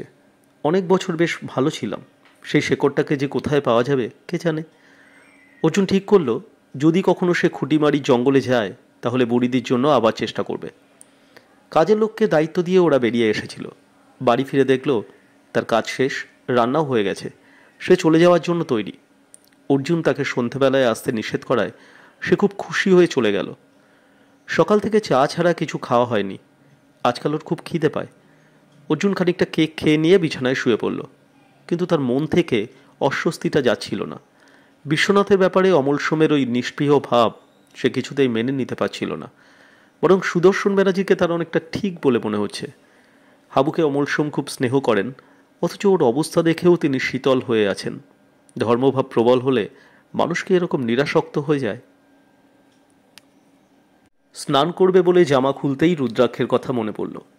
সে পকেট থেকে মালাটা বের করে দেখতে লাগলো। রুদ্রাক্ষগুলো এত টাইট হয়ে ওর গায়ে বসে আছে যে কি দিয়ে মালা গাঁথা হয়েছে বোঝা যাচ্ছে না। রুদ্রাক্ষগুলোকে খুঁটিয়ে দেখতে লাগলো সে। এরকম রুদ্রাক্ষ সে আগে কখনো দেখেনি। মায়ের কাছে কয়েকটা আছে, কিন্তু তার অনেক মুখ। সে শুনেছে রুদ্রাক্ষ পড়লে শরীরের নানান উপকার হয়। অর্জুন মালাটাকে নাড়তে নাড়তে অলসভাবে মাথা গলিয়ে গলায় নিয়ে এলো। ঠিক বুকের ওপর মালাটা শেষ হচ্ছে। হঠাৎ শরীর গরম হয়ে উঠল। জ্বালা নয়, একটা তপ্ত হাওয়া যেন ঢেউয়ের মতো ঘুরে বেড়াতে লাগলো সমস্ত শরীরে। অর্জুন ব্যাপারটা বুঝতে পারার আগেই মাটিতে পড়ে গেল সশব্দে। পড়ে স্থির হয়ে থাকলো অনেকক্ষণ। যখন সে সংবিত পেল তখন মাথার ভেতরটা একদম ফাঁকা, শরীরে কোনো উত্তাপ নেই। ধীরে ধীরে উঠে বসলো সে। ব্যাপারটা কীরকম হলো? হাই ভোল্টেজ ইলেকট্রিক তারে হাত পড়লে মানুষ যেভাবে ছিটকে পড়ে অজ্ঞান হয়ে যায়, তারও তো সেই অবস্থা হয়েছিল। সে রুদ্রাক্ষ মালায় হাত রাখল, একদম স্বাভাবিক। অথচ এই মালা পড়ার পরেই কাণ্ডটা ঘটেছিল। আরেকটা আশ্চর্যজনক ব্যাপার হলো, ওইভাবে মাটিতে পড়া সত্ত্বেও তার শরীরে কোনো আঘাত লাগেনি। অর্জুনের মনে হলো ঘটনাটা অমল সোমকে জানানো উচিত। রুদ্রাক্ষের এই মালায় কোনো ক্ষমতা আছে কি না সেটা বাইরে উনিই বলতে পারবেন। সে আবার পোশাক বদলে সদর দরজার তালা ঝুলিয়ে বাইরে পা বাড়াল। রামগোপাল বাবু আসছেন। ওদের পাড়ার খুব মাতব্বর লোক। দিনবাজারে বিশাল কারবার। ভদ্রলোক যথেষ্ট কৃপণ এবং কাউকে সাহায্য করেন না বলে দুর্নাম আছে। অর্জুন দূর থেকেই বলল, রামগোপাল কাকা ভালো আছেন? রামগোপালবাবু দাঁড়িয়ে চোখ বন্ধ করে মুখ ছিটকে হাসলেন, যার মানে দাঁড়ায় এই চলে যাচ্ছে আর কি। কিন্তু অর্জুন স্পষ্ট শুনতে পেল এই শখের টিকটিকিটার মতলব কি এমনি এমনি জিজ্ঞেস করছে বলে মনে হয় না। গলাটা অবিকল রামগোপালবাবুর, অথচ তিনি এখনও মুখ ভেটকে ঘাড় কাত করে আছেন। ওভাবে কথা বলা যায় না। এ কী রে, এ আবার আমাকে ওভাবে দেখছে কেন? রামগোপালবাবুর মাথা সোজা হলো। অর্জুন মুখে বলল, এমনি জিজ্ঞেস করলাম। হ্যাঁ, আপনার কয়েকটা ভুল ধরিয়ে দিচ্ছি। প্রথম কথা, আমি টিকটিকি নই। টিকটিকি বলা হতো গুপ্তচরদের, পুলিশের স্পাই হলে তাকে। দ্বিতীয়ত, আমার কোনো মতলব নেই, আমি এমনি জিজ্ঞেস করছিলাম। আচ্ছা চলি। রামগোপালবাবু চোয়াল ঝুলে গেল। অর্জুন স্পষ্ট শুনতে পেল, এইটুকুনি ছেলের কি লম্বা লম্বা বাত, তুই টিকটিকি কিনা তাতে আমার কি লাভ? অর্জুন মাথা নাড়ল। কি যে বলেন রামগোপাল কাকা। রামগোপালবাবু এবার মুখ খুললেন। তুমি কি ছায়ার সঙ্গে কথা বলছো? তোমার সঙ্গে দেখা হওয়ার পর আমি একটাও কথা বলিনি। অর্জুন হাসল। তাহলে আমি ভুল শুনেছি। কি শুনেছ তিনি? আমি লম্বা লম্বা বাত বলি। আমি টিকটিকি কিনা তাতে আপনার কি লাভ? নিশ্চয়ই ভুল শুনেছি। আচ্ছা। অর্জুন হাঁটতে হাঁটতে অনুভব করল যে জায়গায় রামগোপালবাবু দাঁড়িয়েছিলেন সেখান থেকে আর নড়তে পারছেন না। রিক্সা নিল অর্জুন। তার বাইকটা ঘরে বন্দি হয়ে রয়েছে। বন্দি করে গেছেন মা। সে বাইক চালায় বলে তার খুব টেনশন হয়। তিনি বাইরে গেলে ছেলে যদি অ্যাক্সিডেন্ট হয় সেই ভয়ে চাবি সরিয়ে রেখেছেন। রিক্সা চলছিল। হঠাৎ কানে এলো, এই বাবুটা খুব ভালো, মানুষের উপকার করে। অর্জুন চমকে চারপাশে তাকালো। তারপর সন্দিগ্ধ গলায় জিজ্ঞেস করলো, তুমি কি কদমতলায় থাকো? না বাবু, তিস্তার চরে আমার বাসা। আপনি এই প্রথম আমার রিক্সায় উঠলেন। অবিকল এক গলা। অর্থাৎ সে রিক্সাওয়ালার মনে মনে বলা কথা শুনেছে। এটা কি করে সম্ভব? রিক্সা ততক্ষণে থানার মুখে পড়েছে। থানার গেটে একটা জিপ দাঁড়িয়ে আছে। জিপের পাশে সুদর্শনবাবু সম্ভবত কারো জন্য অপেক্ষা করছেন। অর্জুন রিক্সাওয়ালাকে থামতে বলল। সে এগিয়ে যেতে সুদর্শনবাবু বললেন, এই যে মশাই, সুখবর দিচ্ছি, মূল আসামি ধরা পড়ে গেছে। ওকে জেরা করতে মণ্ডলপাড়া যাচ্ছি, যাবেন নাকি? অর্জুন কান পাতল। না। ভদ্রলোক মনে মনে অন্য কথা বোধহয় বলেননি, অন্তত সে কিছু শুনতে পেল না। কজন ধরা পড়েছে? আপাতত বিশ্বনাথকে ধরেছে লোকাল থানা। কান টানলেই মাথা আসবে। মিস্টার সোম বলেছেন ওকে ধরলে আমরা প্রমাণ করতে পারবো না।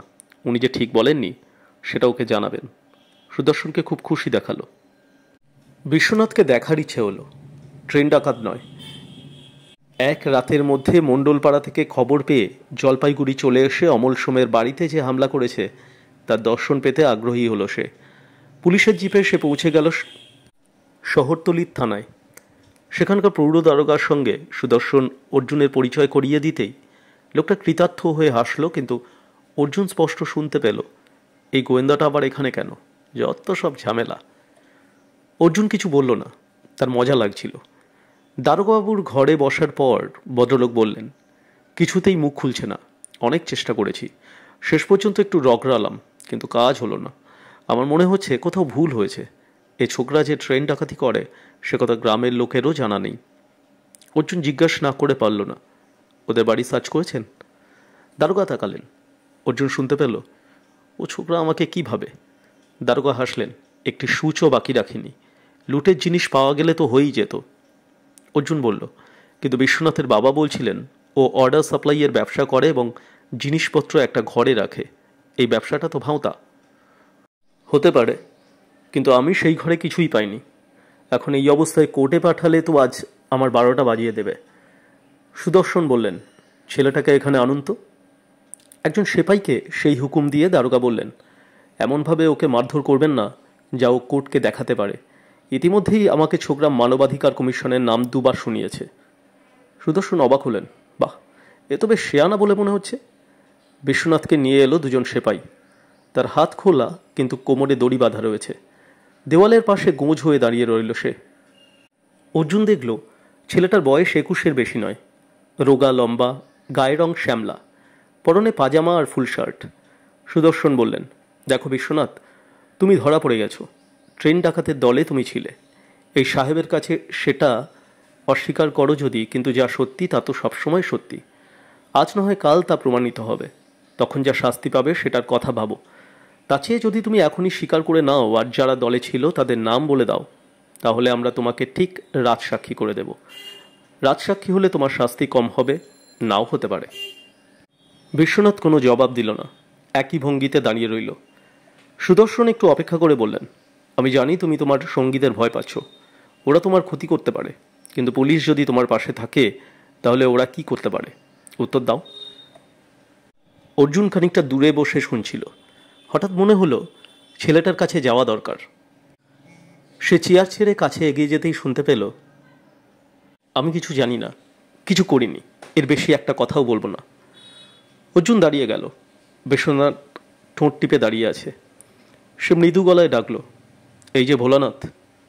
বিশ্বনাথ তাকালো, জবাব দিল না। কিন্তু অর্জুন শুনল, এ কোন ভোলানাথ বলল? যাই বলুক, আমি কিছু জানি না। ওর নাম বিশ্বনাথ, ভোলানাথ নয়, দারোগাবাবু শুধরে দিলেন। এই সময় দুজন লোক ঘরে চলে এলো। একজন বলে উঠল, এই তো আমার ছেলে। হ্যাঁ রে, তোকে কেউ মারধর করেনি তো? বিশ্বনাথ জবাব দিল না। দ্বিতীয় লোকটি বলল, দারোগাবাবু, আমি ওর উকিল। আমার মক্কেলকে কোন চার্জে ধরে নিয়ে এসেছেন জানতে পারি? কোর্টে গিয়ে জানবেন। না, আপনাকেই বলতে হবে, কারণ আমার মক্কেলের বিরুদ্ধে কোনো স্পেসিফিক চার্জ আপনার নেই। কাল রাত্রে দুটো লোক ওদের গ্রামে গিয়ে জানিয়ে দিয়েছে যে ওরা ট্রেন ডাকাত। সঙ্গে সঙ্গে ওকে আপনারা অ্যারেস্ট করে নিয়ে এলেন। উকিল ভদ্রলোক বেশ উত্তেজিত। সুদর্শন চুপচাপ শুনছিলেন। বললেন, মাননীয় উকিলবাবু, ওর বিরুদ্ধে আরেকটি অভিযোগ আছে। গতরাতে দলবল নিয়ে ও আমার এলাকায় একটি বাড়িতে হামলা চালিয়েছে।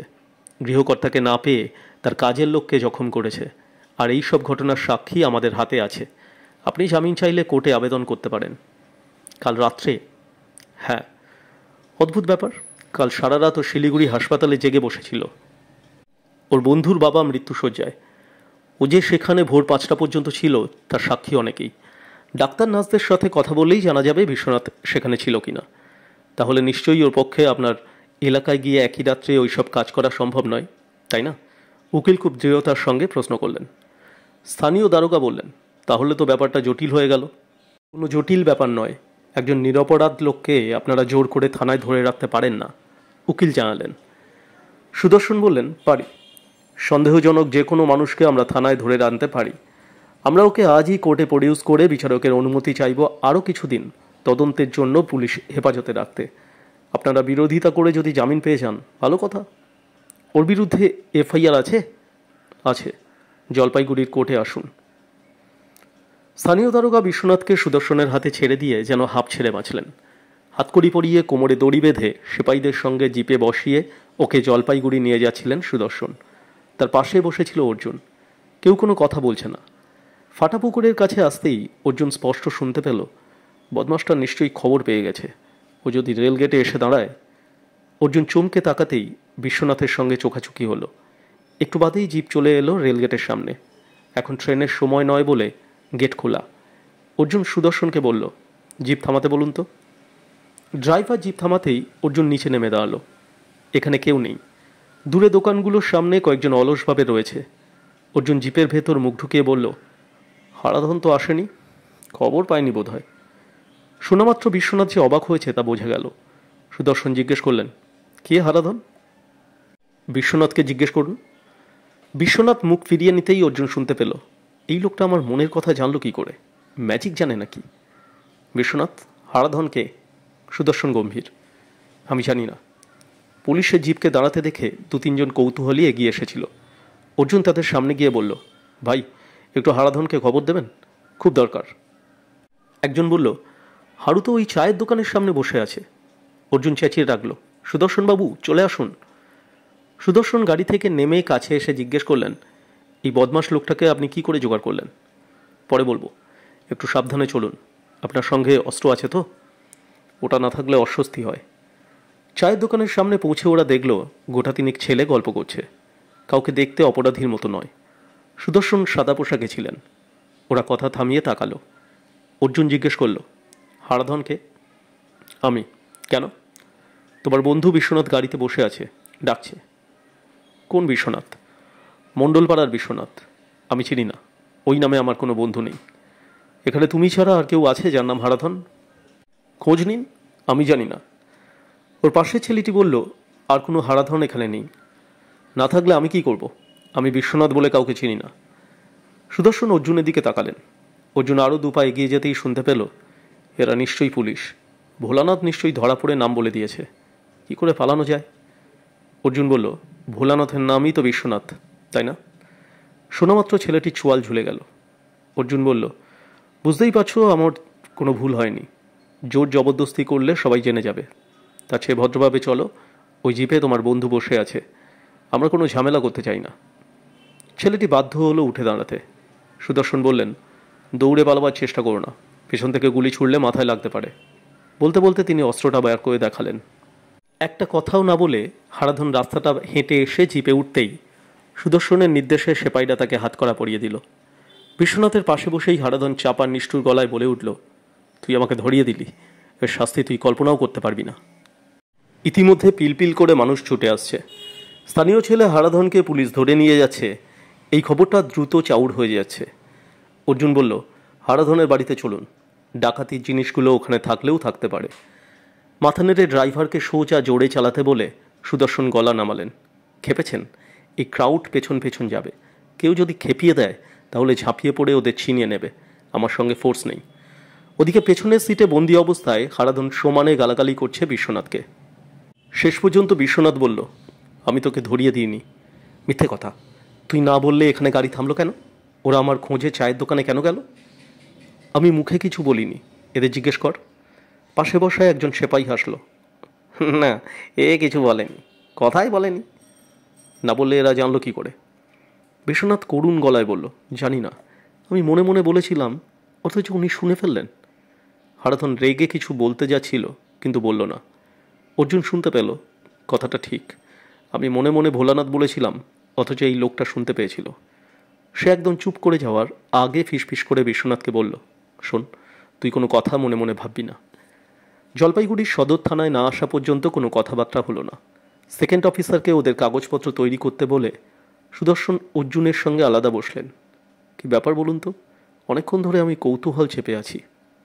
কি ব্যাপারে বলুন? আপনি রেলগেটে গাড়ি থামাতে বললেন, হারাধনের নামও সহজে উচ্চারণ করলেন, অথচ আমি নিশ্চিত এ ব্যাপারে আপনার আগে কিছু জানা ছিল না। আপনি ঠিকই বলেছেন, মানুষ যা চিন্তা করে তা কেউ কেউ পড়তে বা শুনতে পান, এটা জানেন তো? শুনেছি, থট রিডিং গোছের কিছু। ওই ধরে নিন। অর্জুন হাসল। এই যেমন আপনি জিপে বসে এই কথাটা অনেকবার ভেবেছেন, আমি ম্যাজিক দেখাচ্ছি বলে মন্তব্য করেছেন। হ্যাঁ, সেটাই আপনি শুনতে পেয়েছেন? সুদর্শন অবাক। অর্জুন বলল, কিন্তু এটা ম্যাজিক নয়। অর্জুন উঠতে চাইল। দাঁড়ান দাঁড়ান, আমাকে শিখিয়ে দেবেন? এটা কাউকে শেখানো যায় না, গুরু দয়া করলে হয়ে যায়। গুরু? আপনার গুরুকে? অমল সোম। যা চলে, আপনি বুঝতে পারছেন না অর্জুন, এই ব্যাপারটা আমাদের ডিপার্টমেন্টে কি চমৎকার কাজে আসবে। অনেক ঘুঘু অপরাধীকে ধরার পর মারধর দিয়েও মুখ খোলাতে পারি না, স্রেফ প্রমাণের অভাবে তারা পার পেয়ে যায়। ওদের মনের কথা পড়তে পারলে শাস্তি দিতে কোনো সমস্যা হবে না, আন্তরিক গলায় বললেন সুদর্শন। আমি অমলদাকে আপনার প্রস্তাবের কথা বলবো। প্লিজ বলুন, দরকার হলে এসপি সাহেবকে নিয়ে ওর বাড়িতে যেতে পারি আমি। এই আবিষ্কারের কথা জানাজানি হলে সমস্ত পৃথিবীতে হইচই পড়ে যাবে। সুদর্শন যেন স্বপ্ন দেখছিলেন। কিন্তু ওদের আজ কোর্টে তুলবেন কখন? তখন চার্জশিট দেবেন না? সময় চাইব। আগে হারাধনকে রগড়াই, যদি খবর বের হয়। আমি বুঝতে পারছি এরাই ট্রেনে ডাকাতি করেছে, কিন্তু এখনও হাতে কোনো প্রমাণ নেই। গাড়িতে উঠে বিশ্বনাথকে দেখে হারাধন যেরকম রিয়্যাক্ট করলো তাতে স্পষ্ট ওরা একটা অপরাধ করেছে। কিন্তু শুধু এই কথাগুলো কি কোর্টে বিশ্বাস করবে? না। অমলদার বাড়িতে হামলা করে হাবুকে মারধর করার অপরাধে বিশ্বনাথকে আপনি ধরে রাখতে পারবেন না। ওর উকিল ইতিমধ্যে জানিয়ে দিয়েছে গত রাতে ও কোথায় ছিল। হ্যাঁ, নিশ্চয়ই সাক্ষী রাখবে। তাহলে হামলা করল কে? বিশ্বনাথ নিজে না এসে ওর বন্ধুদের পাঠিয়েছিল? সেই বন্ধুদের মধ্যে হারাধন ছিল? এসব প্রশ্নের উত্তর জানা দরকার। অর্জুন এবার উঠে দাঁড়ালো। সুদর্শন মাথা নাড়লেন। আমার মনে হচ্ছে বিশ্বনাথ কাল রাতে এই শহরে আসেনি। সে যখন শুনেছে ট্রেন ডাকাতির ব্যাপারে মিস্টার সোম তার খোঁজে গ্রামে গিয়েছিলেন, ওর বাবার সঙ্গে কথা বলে নিজের ঠিকানা দিয়ে এসেছেন, তখন সে যদি হামলা করতে আসে তাহলে পুলিশ আগে তাকেই সন্দেহ করবে। ও চলে গেছে শিলিগুড়িতে, সেখানে থাকার অজুহাত খাড়া করেছে এবং বন্ধুদের পাঠিয়েছে। কথাগুলো শুনতে শুনতে হঠাৎ অর্জুনের মনে হলো ঘটনাটা এই রকম সহজভাবে ঘটেনি। বিশ্বনাথের বাড়ি এবং গ্রাম সে দেখেছে। বিশ্বনাথকেও একটু রোগা হলেও ওর শরীরে শক্তি আছে। পড়াশুনো বেশি করেনি, কিন্তু এ ধরনের অপরাধ অর্গানাইজ করার মতো বুদ্ধি এবং দক্ষতা ওর কিছুতেই থাকতে পারে না। অর্জুন জিজ্ঞেস করলো, আপনারা ওদের কখন কোর্টে তুলবেন? Second app. কোন চার্জে? ট্রেন ডাকাতি এবং বাড়িতে হামলা, দুটো জুড়ে দেব। আমি একবার বিশ্বনাথের সঙ্গে আলাদা কথা বলতে পারি? নিশ্চয়ই। সুদর্শন হুকুম দিলেন বিশ্বনাথকে আনার জন্য। অর্জুন বলল, ওদের কি একসঙ্গে ডেকেছেন? না, একসঙ্গে থাকলেই তো পরামর্শ করবে। বিশ্বনাথকে নিয়ে আসা হলো। তাকে চেয়ারে বসতে বলে শীতস্রোতে বসল। অর্জুন বলল, বিশ্বনাথ, গতকাল আমি আর আমার দাদা তোমার বাড়িতে গিয়েছিলাম। যাওয়ার আগে শুনলাম গ্রামের লোকজন তোমার বাবার উপর খুব অসন্তুষ্ট। ব্যাপারটার কারণ কি বলো তো? বাবাকে জিজ্ঞেস করলে পারতেন। আমরা তোমাদের বাড়ি থেকে বেরিয়ে এসেছি রাত 9:30 পরে। তুমি নিশ্চয়ই তারও পরে বাড়িতে ফিরে আমাদের কথা শুনেছ, তাই তো? অর্জুন শুনতে পেল বিশ্বনাথ ভাবছে, আমি কোনো জবাব দেব না। তুমি ভাবলে কোনো জবাব দেবে না, তাই তো? বিশ্বনাথ চোখ তুলে তাকিয়ে ভাবল, এই লোকটা আমার মন পড়তে পারছে কি করে? যা ভাবলাম তা জেনে ফেলছে। আমি তাহলে আর ভাববো না। তোর ভাববো না বললেই পারা যায় নাকি? যদি হারাধন মুখ খুলে? অর্জুন মাথা নাড়ল। ঠিক কথা, হারাধন মুখ খুললে তুমি খুব বিপদে পড়ে যাবে। তাছে আমরা তোমার সঙ্গে গেলে রাতে গ্রামে ফিরে যাই। গিয়ে বৈদ্যনাথবাবুর সামনে দাঁড়াতেই তিনি তোমাকে কি বলতে পারেন? এখন টাকা পয়সা রোজগার করছো, আর তোমার বাবা যেহেতু ওই বস্তুটিকেই খুব ভালোবাসেন, তাই তোমাকে বকাছকা অথবা মারধর না করে সতর্ক করেন। বলেন তোমার স্টোর রুমে যা সাপ্লাইয়ের জিনিস ছিল সব তিনি বের করে আলাদা রেখে দিয়েছেন, কিন্তু তোমাকে তখনই জলপাইগুড়ির হাকিমপাড়ায় অমল সোমের ব্যাপারটা নিয়ে ভাবতে বলবেন। ঠিক বললাম? ঠোঁট টিপে থাকলো বিশ্বনাথ, আর মনে মনে ভাবল, আমি কোনো কিছু ভাববো না, যা বলার বলে যাক। তারপর তুমি বাড়ি থেকে বেরিয়ে দলবল জুটিয়ে একটা গাড়ি ম্যানেজ করে চলে এলে জলপাইগুড়িতে। ঠিকানা খুঁজে অমল সোমের বাড়িতে গিয়ে ঝাঁপিয়ে পড়ে কাউকে না পেয়ে ওর কালা বোবা চাকরটাকে মারলে, ঠিক? সজোরে মাথা নাড়ল বিশ্বনাথ। না, আমি জলপাইগুড়িতে যাইনি। তাহলে শিলিগুড়িতে চলে গিয়েছিলে? হ্যাঁ, কিন্তু শিলিগুড়িতে নেমেই তুমি হাসপাতালে যাওনি, কারণ সেখানে তোমার কোনো বন্ধুর বাবা অসুস্থ হয়ে শুয়ে আছেন এ কথা তুমি জানতে না। তুমি কি কাউকে ফোন করে ঘটনাটা বলেছিলে, না নিজে গিয়েছিলে? আমি হাসপাতালে গিয়েছিলাম। কেন? সেখানে তো তোমার যাওয়ার কথা নয়। যদি তেমন কেউ অসুস্থ থাকতো যার জন্য রাত জাগা যায়, তাহলে তুমি সন্ধে থেকেই সেখানে থাকতে, মণ্ডলপাড়ায় ফিরে যেতে না। অর্জুন শুনল বিশ্বনাথ ভাবছে, কথাটা ঠিক বলেছে। মহা মুশকিল হয়ে গেল। লোকটা পেঁচিয়ে পেঁচিয়ে কথার চাপ দিচ্ছে। অর্জুন হাসল। তোমার তাই মনে হচ্ছে আমি কথার চাপ দিচ্ছি? বিশ্বনাথ সোজা হয়ে বসল। আপনি কে? আমার নাম অর্জুন। আপনি এইভাবে মনের কথা বলেন কি করে? কোথায় আর বললাম, তুমি তো মনে মনে ভাবছো না কাল রাত্রে শিলিগুড়িতে পৌঁছে ঠিক কী করেছিলে। আমি হাসপাতালে ছিলাম। হ্যাঁ, সেটা আমিও বিশ্বাস করি। তুমি জলপাইগুড়িতে যাওনি। অর্জুন শুনল বিশ্বনাথ ভাবছে, সত্যি কথা বলছে কিনা কে জানে। বিশ্বনাথকে ফেরত পাঠিয়ে সে সুদর্শনকে বলল হারাধনকে আনাতে। সুদর্শন সেই আদেশ দিয়ে বলল, আপনি তো আমার কেস খারাপ করে দিচ্ছেন অর্জুন। আপনি বিশ্বাস করেন বিশ্বনাথ জলপাইগুড়িতে আসেনি? হ্যাঁ। তাহলে তো ওর বিরুদ্ধে মামলা টিকবে না। না, কারণ কোনো বুদ্ধুও দল নিয়ে আসবে না হামলা করতে যখন সে জানে তার গোপন খবর লোকটা জানা। কিন্তু হামলা করেছিল তার কারণ ট্রেন ডাকাতির একমাত্র সক্রিয় সাক্ষীকে সরিয়ে দেওয়ার দরকার বলে ওরা মনে করেছিল। অর্জুন কথা শেষ করতেই হারাধনকে নিয়ে সেপাই ঢুকলো। তাকে আদর করে বসিয়ে অর্জুন বলল, এখন তুমি কি করবে তা তোমাকেই ঠিক করতে হবে হারাধন। মানে? বিশ্বনাথ বলে গেছে সে জলপাইগুড়িতে হামলা করতে আসেনি। ওর বাবার কাছে গত রাত্রে মণ্ডলপাড়ায় ফিরে যখন জানতে পারল ট্রেন ডাকাতির দুজন সাক্ষী বাড়িতে খোঁজ করতে এসেছিল, তখনই ও গ্রাম ছেড়ে শিলিগুড়িতে ফিরে যায়। শিলিগুড়িতে গিয়ে তোমার সঙ্গে দেখা করে। তুমি তখন ওখানেই ছিলে। আজ সকালে বাড়ি ফেরার প্ল্যান ছিল। খবরটা শুনে তুমিই বন্ধুদের জোগাড় করে একটা গাড়ি নিয়ে মাঝরাত্রে জলপাইগুড়িতে যাও সাক্ষীকে সরিয়ে দিতে। সাক্ষীকে না পেয়ে কাজের লোককে মারধর করে ফেরার পথে রেলগেটের কাছে নেমে গিয়েছ, কারণ তার কাছেই তোমার বাড়ি। অর্জুন হাসল। মিথ্যে কথা। মাথা নাড়ল হারাধন। কোনটা মিথ্যে? আমি কিছু জানি না। তুমি যে কাল সারা রাত বাড়ি ছিলে না, ভোরে ফিরেছ, এ খবর এতক্ষণ আমরা পেয়ে গেছি, এটাও মিথ্যে? হারাধন চুপ করে রইল, কিন্তু সে কিছু ভাবছে না। চুপ করে থাকলে তোমার উপকার হবে না। কাল রাত্রে শিলিগুড়িতে বিশ্বনাথ তোমার সঙ্গে দেখা করেনি? না। তুমি তাহলে এ ব্যাপারে কিছু জানো না? না। গতকাল রাত্রে ট্রেনে ডাকাতির একটু পরে বিশ্বনাথকে ভোলানাথ বলে রাখনি, যার জন্য বিশ্বনাথ তোমার উপর রেগে গিয়েছিল? হারাধন এমনভাবে চমকে উঠল যে সুদর্শন পর্যন্ত হেসে উঠলেন। আর লুকিয়ে লাভ নেই ভাই, বুঝতেই পারছো বিশ্বনাথ একটু আগে সব কথা ফাঁস করে গেছে। হারাধন মাথা নিচু করল।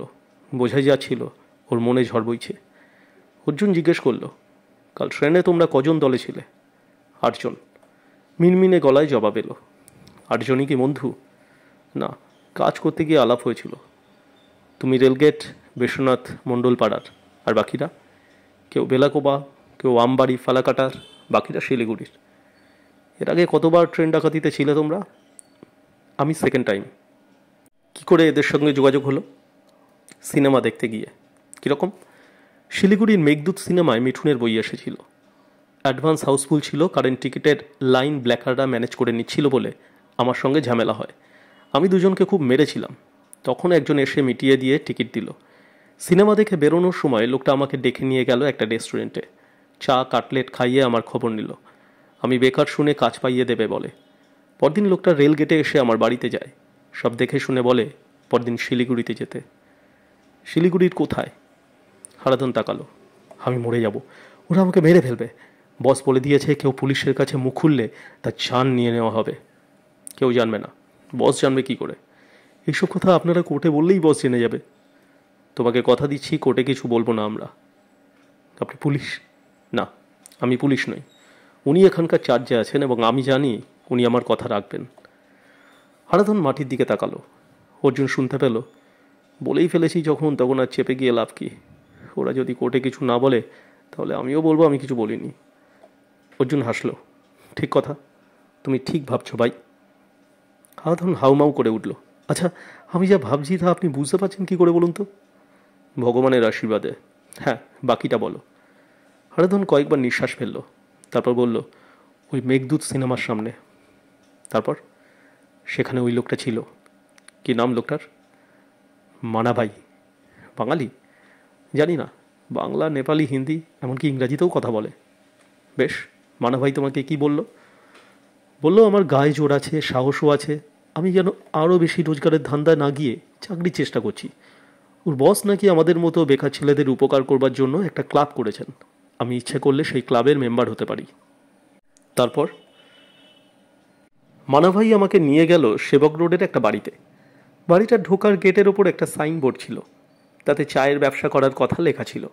সামনে অনেক চায়ের বাক্স ছিল। পেছনের দরজা দিয়ে যে ঘরে মানাভাই আমাকে নিয়ে গেল সেখানে 6জন ছেলে বসেছিল। বিশ্বনাথ তাদের মধ্যে ছিল না, ও পরে এসেছিল। তারপর কি হলো? ওখানে একজন মাস্টার মশাই এলেন।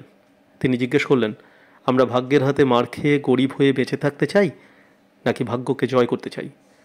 প্রথমটা চাইলে এখনই চলে যেতে পারি। সবাই একসঙ্গে বললাম, ভাগ্যকে জয় করতে চাই। তিনি খুশি হলেন, বললেন, ভাগ্যকে জয় করার অনেক পথ আছে। সাহস, বুদ্ধি এবং শক্তিকে এক করতে হবে। সাহস, বুদ্ধি এবং শক্তিকে এক করতে হবে।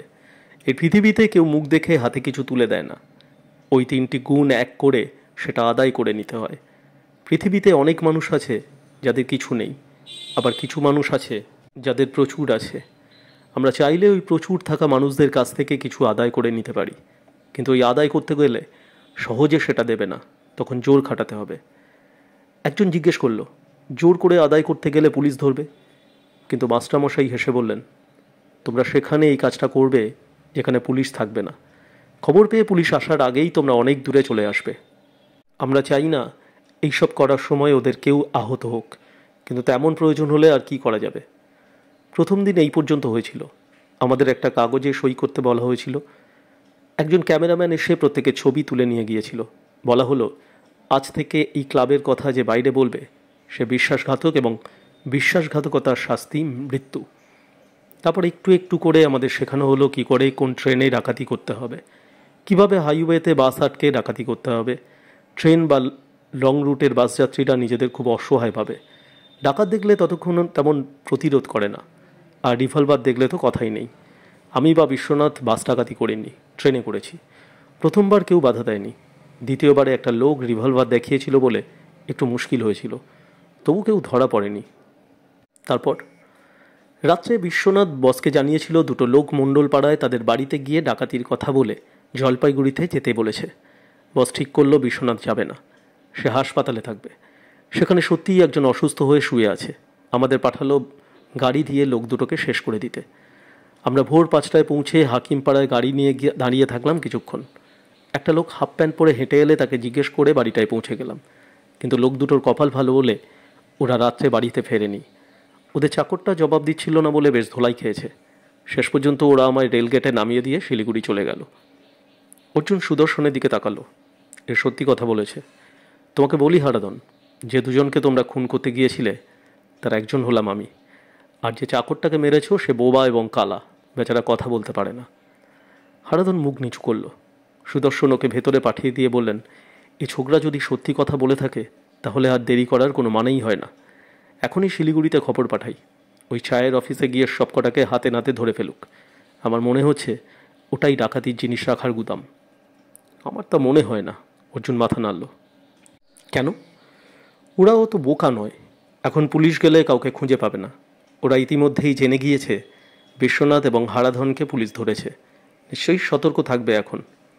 তা অবশ্য, কিন্তু এই বস লোকটাকে, যে মানাভাই না মাস্টারমশাইকে চালায়? এখন তো মনে হচ্ছে এই অঞ্চলের সমস্ত ট্রেন বাস ডাকাতি এই লোকটির জন্য হচ্ছে। অর্জুন কথা শেষ করা মাত্র সেকেন্ড অফিসার এসে দাঁড়ালেন। স্যার, এই দুটোকে কোর্টে নিয়ে যাব? যাবেন, কিন্তু কি কেস দিয়েছেন? ট্রেন ডাকাতি, খুনের জন্য বাড়িতে হামলা। এটা না দিলে হয়তো জামিন পেয়ে যাবে। সুদর্শন কিছু বলার আগে অর্জুন বলল, একটু অনুরোধ করব? সুদর্শন মাথা নাড়লেন। ওদের 2জনের বিরুদ্ধে শুধু ট্রেন ডাকাতির অভিযোগ রাখুন। শুধু ট্রেন ডাকাতি? সেকেন্ড অফিসার মাথা নাড়লেন। না, তাহলে বিচারক জিজ্ঞেস করবেন প্রাথমিক কোনো প্রমাণ আছে কিনা। তেমন বিশ্বাসযোগ্য যুক্তি না দেখালে ওরা ছাড়া পেয়ে যাবে। যাক না, অর্জুন বলল। কি বলছেন অর্জুন? প্রতিবাদ করলেন সুদর্শন। ভেবে দেখুন, বিশ্বনাথ এবং হারাধনকে আপনারা যখন ইচ্ছে তখনই ধরতে পারবেন, যদিও ওরা পালিয়ে না যায়। পালিয়ে গেলেও ওরা ওদের বাড়ির সঙ্গে সম্পর্ক ছিন্ন করে বেশি দিন থাকতে পারবে না। ধরা পড়বেই, কিন্তু আপনাদের কি লাভ হবে? ওদের দল, বিশেষ করে ওদের বস, বিশ্বাস করবে ওরা মুখ না খোলায় পুলিশ কেস সাজাতে পারেনি। ফলে লোকটা আবার ডাকাতির মতলব আনবে। তখন ওদের হাতে নাতে ধরার সুযোগ পাচ্ছেন আপনারা। এদের শাস্তি দিয়ে কি লাভ যতক্ষণ না ওদের বসকে ধরতে পারছেন? বরং যদি সম্ভব হয় কোর্ট থেকে ছাড়া পেয়ে ওরা কোথায় যায় তা কাউকে দিয়ে ফলো করিয়ে রাখুন। অর্জুন বলল। সুদর্শন একটু চিন্তা করে বললেন, বেশ ঝুঁকি নেওয়া হয়ে যাচ্ছে, কিন্তু চুনোপুটি ধরে কোনো লাভ নেই। তুমি আরেকবার বদমাসটাকে নিয়ে আসো। সেকেন্ড অফিসার সমর্থন করতে পারছিলেন না, কিন্তু বড়বাবুর আদেশ মানতে তিনি বাধ্য। একটু বাদেই হারাধনকে একজন সেপাই পৌঁছে দিয়ে গেল। সুদর্শন বললেন, হারাধনবাবু, আমরা আমাদের কথা রাখছি। তুমি যা বলেছ তা কাকপক্ষিতেও টের পাবে না। আজ কোর্ট থেকেই ছাড়া পেয়ে যাবে তোমরা। আমরা এখনই সব খবর প্রকাশ করছি না। কিন্তু বলো তো বাবা, তোমাদের ওই বসকে কোথায় পাওয়া যাবে? আমি জানি না, সত্যি বলছি জানি না। সুদর্শন অর্জুনের দিকে তাকালেন। অর্জুন ইশারায় বললেন, সত্যি বলছে। মানাই ভাইয়ের বাড়ি কোথায় জানি না, তবে ওকে এয়ারভিউ হোটেলের উল্টো দিকের মারুতি স্ট্যান্ডে বেশিরভাগ সময় দেখা যায়। গুড। শোনো হারাধন, তুমি নিশ্চয়ই বুঝতে পারছো এইরকম ডাকাতি করে বেশি দিন কেউ জেলের বাইরে থাকতে পারে না। তোমার স্টেটমেন্ট অনুযায়ী আমরা তোমাকে শাস্তি দিতে পারতাম, কিন্তু তুমি শাস্তি পেলে ডাকাতি বন্ধ হবে না। তোমাদের বস নতুন ছেলেকে দলে নেবে, তাই আগে তাকে ধরা দরকার। আমি তোমার কাছে খবর চাই, সুদর্শন বললেন। হারাধন চুপ করে থাকলো। অর্জুন শুনল, আমি খবর দিচ্ছি, জানতে পারলে বস আমাকে মেরে ফেলবে, তার চেয়ে জেলে যাওয়া ভালো। অর্জুন হাসল। তুমি ঠিকই ভাবছো। সুদর্শন জিজ্ঞেস করলে, কি ভাবছে ও? আপনাকে খবর দিয়েছে, জানতে পারলে ওর বস ওকে মেরে ফেলবে। হারাধন চেঁচিয়ে উঠল, আপনি কি করে মনের কথা টের পান? অর্জুন বলল, উত্তরটা আগেই দিয়েছি। শোনো, খবর দিতে তোমাকে এখানে আসতে হবে না। যে কোনো খবর তুমি টেলিফোনে জানিয়ে দিও। এই আমার নাম্বার, ওকে লিখে দিন। সুদর্শন কাগজ টেনে লিখে এগিয়ে দিলেন। অর্জুন বলল, এটা ভালো করে মুখস্থ করে ছিঁড়ে ফেলো, সঙ্গে রাখা ঠিক হবে না। আচ্ছা, এবার আমি উঠি। অর্জুন বেরিয়ে এলো। গলিতে ঢুকতেই বুড়িদিকে দেখতে পেল সে। বুড়িদি তাদের বাড়ির জানলায় দাঁড়িয়ে আছে। একটু কাছে যেতেই সে স্পষ্ট বুড়িদির গলা শুনতে পেল। খালি হাতে আসছে, মুখে বড় বড় কথা, কিন্তু উপকার করার বেলায় নেই। যখন গোয়েন্দাগিরি করতো না তখন ভালো ছেলে ছিল, এখন খুব নাম হয়ে গেছে তাই ল্যাজ মোটা হয়ে গেছে। বুড়িদির ভাবনা শুনতে পেয়ে স্তম্ভিত হয়ে গেল অর্জুন। বুড়িদি তার সম্পর্কে এইরকমভাবে সে বিশ্বাস করতে পারছিল না। আরেকটু এগোতেই একগাল হেসে বুড়িদি জিজ্ঞেস করল, হ্যাঁ রে, পেলি? এখনও পাইনি। অর্জুন সহজ হতে পারছিল না। দেখ না বাবা, আমার মুখে দাগ রোজ বেড়ে যাচ্ছে। অর্জুন আর দাঁড়ালো না। তার বাড়ির দরজায় পৌঁছানো মাত্র সে ডাক শুনতে পেল, অর্জুন, একটু ওয়েট করো। সে দেখল রামগোপালবাবু এগিয়ে আসছেন। আমি অনেকক্ষণ ধরে তোমার অপেক্ষায় এখানে দাঁড়িয়ে আছি, বুঝলে? কেন বলুন তো? কথা আছে, তালা খুলে ভেতরে চলো। বাইরের ঘরে চেয়ারে বসে গলা নামালেন ভদ্রলোক। শোনো, আমি স্বীকার করছি তুমি অন্তর্যামী। কি যাতা বলছেন? অর্জুন তীব্র আপত্তি করল। একদম যাতা নয়, আমার মনের কথা তুমি ঠিকঠাক বলে গেলে তখন। আমি যা ভেবেছি তাই বলেছ। বাবা, ওইসব ভাবনা আমি ইচ্ছা করে ভাবিনি, হঠাৎ মাথায় এসে গিয়েছিল, কিন্তু তুমি সেটা হুবহু বলে দিয়েছ। আমি অনেক সাধু সন্ন্যাসীর কাছে ঘোরাঘুরি করেছি, কিন্তু তাদের কেউ এমন ক্ষমতার অধিকারী নন। আপনি চা খাবেন কাকা? প্রশ্নটা করেই অর্জুন শুনতে পেল রামগোপালবাবু ভাবছেন, আমাকে কাটিয়ে দেওয়ার মতলব করছে ছোকরা, কিন্তু আমি ছাড়ব না।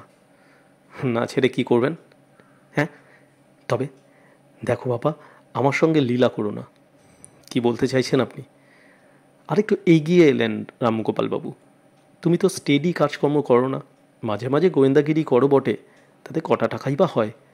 তোমাকে আমি মাস মাইনের চাকরি দেব, ধরো মাসে 5,000। সে কি, এত টাকা? দিতাম, ছেলেবেলা থেকে দেখেছি তোমাকে, এটুকু না হয় করলাম। আমাকে কি কাজ করতে হবে? আমার সঙ্গে সঙ্গে থাকতে হবে। চারধারে প্রচুর শত্রু আমার, সবাই প্যাঁচ কষছে কীভাবে আমাকে গর্তে ফেলা যায়। কারো মনের কথা বুঝতে পারি না আমি। তুমি সঙ্গে থাকলে ওদের মনের কথা আমি শুনে ফেলবো, মানে তুমি বলবে আমি শুনবো। তৃপ্তির হাসি আসলেন রামগোপালবাবু, যেন শত্রুকে কবজা করে ফেলেছেন। তাতে একটু অসুবিধা আছে কাকা। কীরকম? আপনার শত্রুরা যেই জানতে পারবে আপনি নন, আমি জেনে আপনাকে ওদের মনের কথা বলে দিচ্ছি, অমনি ওরা আমাকে হাত করতে বেশি টাকা অফার করবে। আমার কাছে আপনার মনের কথা জানতে চাইবে। আমার মনের কথা? চুপসে গেলেন রামগোপালবাবু। আগে হ্যাঁ। রামগোপালবাবু তাকালেন। অর্জুন শুনতে পেল, এ দেখছি মহাধূর্ত। আমাকে মহাধূর্ত বলুন আর যাই বলুন, কথাটা সত্যি। সঙ্গে সঙ্গে অপরাধীর ভঙ্গি করলেন ভদ্রলোক। ছি ছি ছি, আমি ভাবতে চাইনি কিন্তু ভেবে ফেলেছি। তা তোমাকে বেশি টাকার লোভ দেখালেই বা ওদের দলে যাবে কেন? তোমার বিবেক বলে কিছু তো আছে। তা আছে, কিন্তু একই সঙ্গে আমি যে আপনার মনের কথাও জেনে যাব, সেটা কি আপনার ভালো লাগবে?